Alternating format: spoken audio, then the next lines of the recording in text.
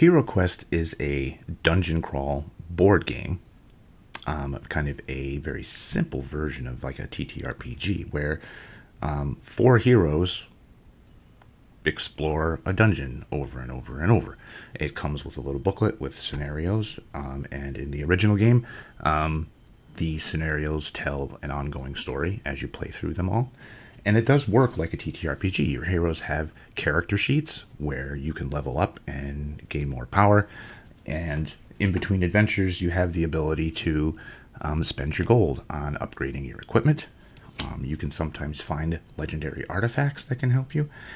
And the new version of the game, currently released by Avalon Hill, comes with some great minis that, like these, room features. The monster sculpts are really, really cool. And today, I'm going to show you how I painted the wizard hero, following as closely as I can the official box art. Let's go.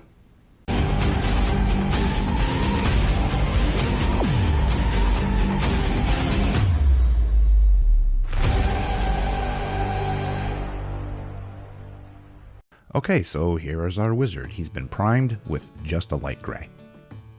The wizard is very colorful, and a lot of his color is yellow. That tunic and his hair, the pale skin, he's going to be a little difficult to paint. And he's got a lot of different colors in him too. So I did some testing with the yellows, because I wanted to be able to have that brightness, but not work too hard to get it. So I played around with different base coats to use first, and finally decided on this last one there, ochre brown, as the base coat. That kind of gave me what I wanted. So I covered his tunic with ochre brown, a couple of coats of that just to get it in there. Ochre brown is going to pop up a lot in this video. It's kind of this unifying color that I chose because he has so many different colors. I didn't want it to seem too jarring, so whether I used it as a base coat or a highlight, ochre brown is in here a lot. A couple of coats just to get it solid. Phoenix Flames is going to be my dark yellow for this. It's hard to see it here in the video, but it is showing up as yellow. Trust me, it's there. I was a little sloppy with it because I still wanted some of that ochre brown to show out around, the under edges of where the belt is and in the recesses, just to give it that nice, like, browny kind of shadow color. Candlelight yellow is going to be my first highlight here, and that's just going over the raised areas. I did thin it out slightly, not too much.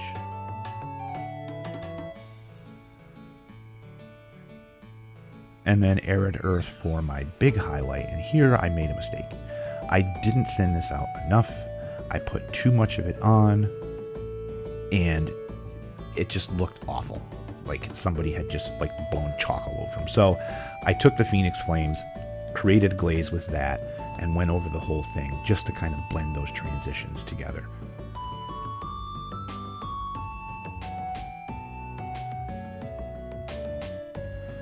Burnt Sienna, I'm using this cheap artist paint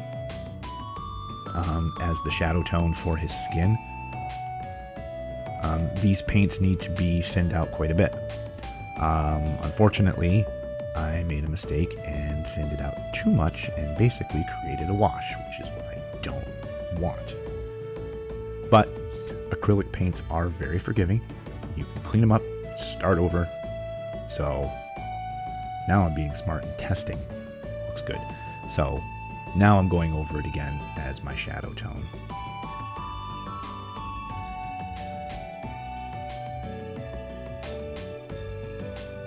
There was more skin on him than I thought at first because he's got a deep cut kind of thing, so there's a lot of his chest showing. I didn't realize that when I first started. Misty Rose is going to be my eventual highlight color. So all I did with this is gradually lighten that burnt sienna up in steps and just layered over and over, covering smaller and smaller areas until I got from the shadow tone up to the highlight. So eventually I did just use straight up Misty Rose as my final highlight for him.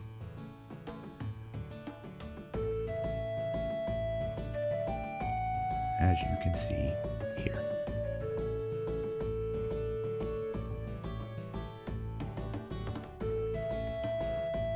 And here's our friend Ochre Brown once again. This is going to be my base coat for the hair.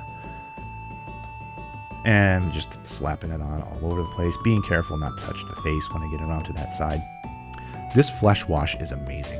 It's starting to be my favorite thing. It's a nice reddish brown wash.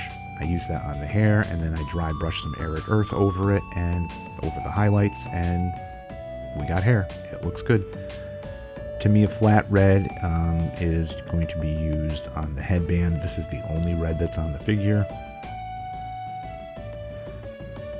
Sometimes you're going to see, you'll notice that you'll see me start painting a section and then cut to it being done. That's because my eyes are bad. I can't see up close. So I need to move a magnifying glass in to like get in to see, and that means I can't record because the magnifying glass is in the way. Swamp Green, Adonized Green, Naga Green. These are going to be my shadow, mid, and highlights for the pants and the sleeves. I'm starting with the mid-tone. Trying a different technique here for the rest of the figure. So I'm just going in straight up with the mid-tone, and then for the shadow and the highlights, I'm creating glazes to go in and just target those areas around the mid-tone.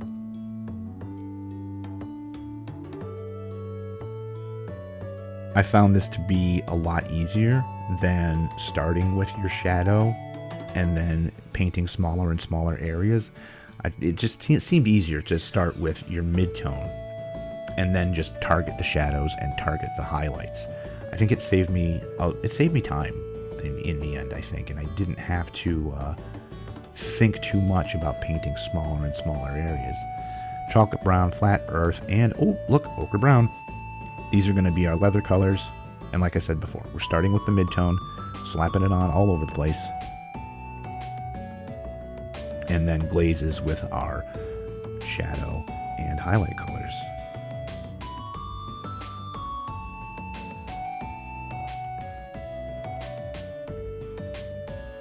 For the cloak, it's purple. Oh, I did gold on the staff and then covered it in that flesh wash to bring out all of those nice details on the staff. And then I did do a silver dry brush over it. So again, I chose 3 colors for the purples for the cloak, starting with the mid-tone. I had to put on a couple of coats because the coverage wasn't super duper great. So a couple of coats in the mid-tone, and then once again, glazes with the shadow color and glazes with the highlight color. And it worked out. I like the results I got from it and the time that I saved. Silver for the bands on his boots, the buckle, the cloak, and that dry brush on the staff. And our wizard is done, coated the base in black, and yippee skippy, he's ready to go. So thank you for watching, everybody. Please don't forget to like, share, subscribe, and we will see you again next Friday. Have a great week, everyone.